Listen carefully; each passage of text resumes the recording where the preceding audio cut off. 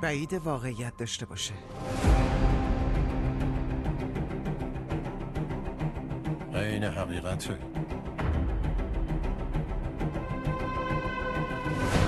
نفوذ به آرشیو محرمانه CIA؟ دارم درست میخونم؟ بمبگذاری کرملین؟ در واقع خودش هدف اون بمبگذاری بوده.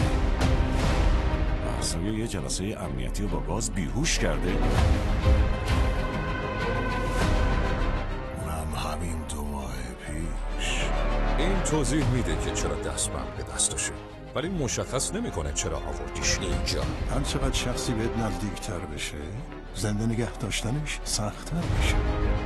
باید با اون کنار بیاییم. اگه قبول کنه.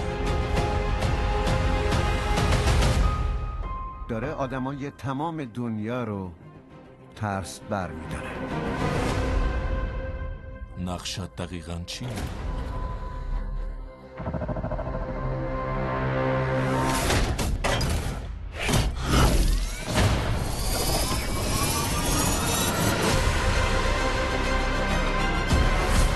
تیمت رکب خورده ایزه. همه اسرارت نو رفته. هر چیزی که هستی، هر کاری که کردی،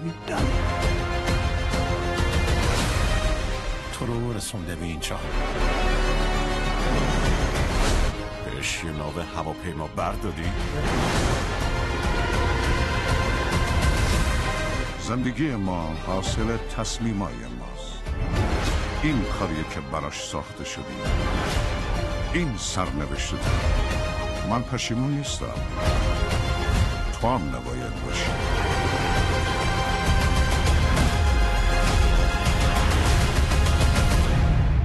ازتون میخوام به هم اعتماد کنید. برای آخرین بار. مأموریت غیر ممکن. روز شمار نهایی با دوبله کوالیما.